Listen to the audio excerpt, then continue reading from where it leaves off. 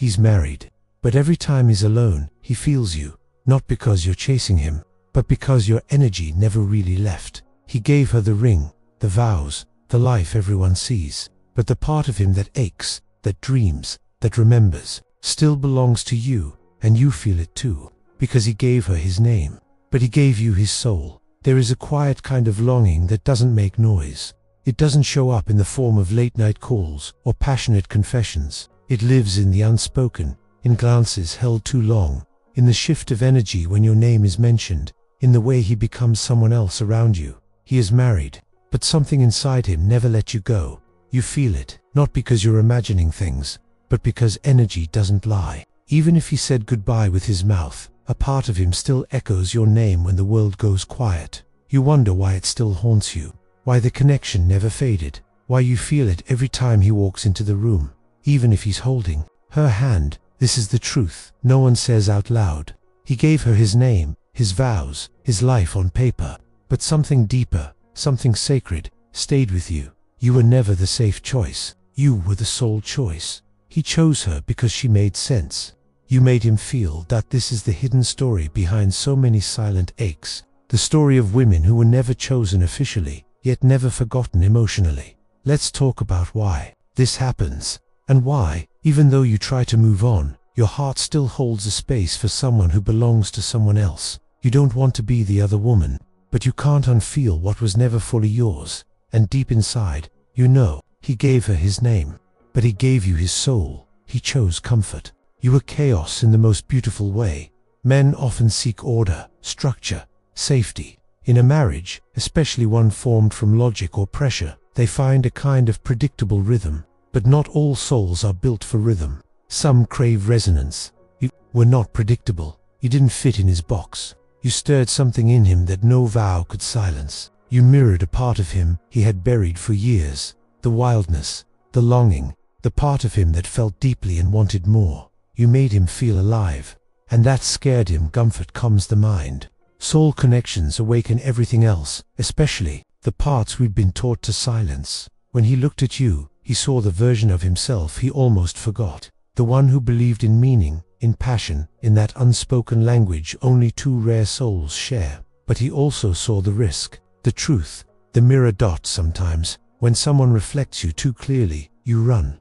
Not because it's wrong, but because it's too real. He told himself he made the right decision, but his energy never stopped reaching for you. From the outside, his life looks fine. The wedding photos, the family events, the routines, but energy doesn't lie. And the soul knows what the ego tries to deny. He may never say it out loud. He may never confess the nights he thought of you, the times your laugh echoed in his mind out of nowhere, or how a certain song still reminds him of the way you made him feel. Some men don't say it. They bury it. They perform their roles.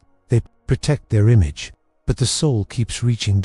It shows up in the way he stares too long at the ceiling before sleep, in the way he checks your social media at 2 in the morning, not even knowing what he's looking for, in the quiet ache behind his eyes when your name slips out. He gave her his name, but the parts of himself that still dream, still ache, still hope they belong to you. You didn't ask for this, but your energy became unforgettable. You never planned this connection.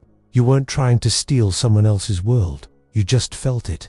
It was mutual, deep, unexplainable. You may have tried to let go. You may have tried to be rational, but soul bonds don't dissolve with logic. You touched something in him that hadn't been touched before. And once that door is opened, it never truly closes. It's not about beauty, or sex, or fantasy. It's about energy. The way your presence made him forget who he was pretending to be. The way your words made him question what he thought he wanted. The way your silence hurt more than 1,000 screams. Some women leave a mark, not on a man's life but on his soul. No ceremony, no promise, no distance can erase that. He may never come back, but he never left energetically. This is the hardest part to accept. He may stay in his marriage forever. He may never say your name again. He may bury it all under responsibility and routine, but you will feel him.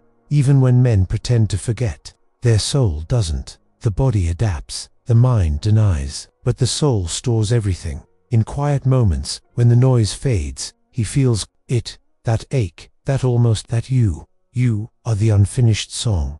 the letter never sent, the feeling that visits when he's alone. He gave her everything the world could see, but what he gave you was invisible, sacred, eternal. And now you're left with a question. What do you do with a soul that's tied to someone else's name? This is where the pain becomes growth. You must understand something powerful. You didn't lose him. You were never meant to be the finish line. You were the awakening. You were the catalyst for his truth, whether he followed it or not.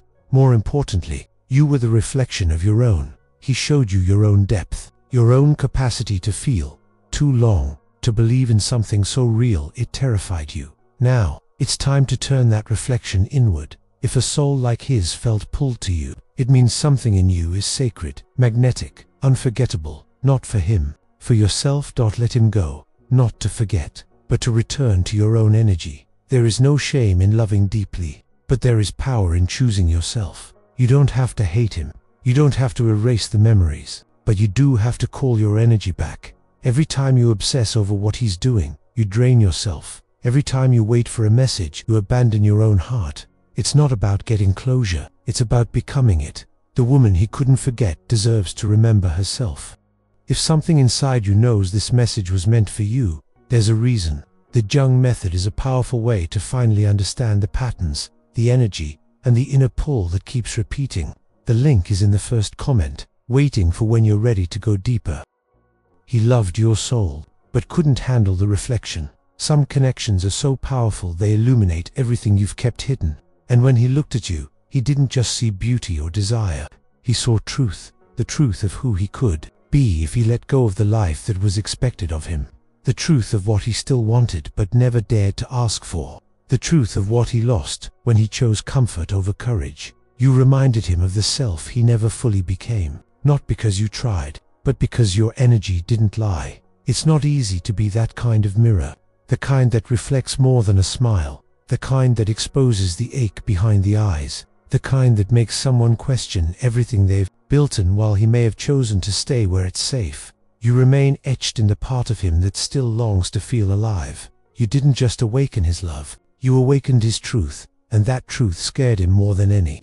Goodbye. You carry the weight of a bond that never had closure. One of the hardest parts of being the soul he couldn't forget is living with the silence. There was no clear ending, no explanation, no apology, just a lingering energy, a presence that won't dissolve, and you're left with 1,000 questions and no answers. Did he ever really love you? Did he think of you during his vows? Was it all a moment, or was it real? You replay it, you rewrite it, and you keep waiting for that one message that finally sets you free. But that's not how soul connections work.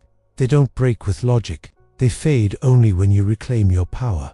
The ache you feel is not just about him, it's about you not feeling seen. It's about the part of you that was fully open, fully available, fully vulnerable, and never chosen.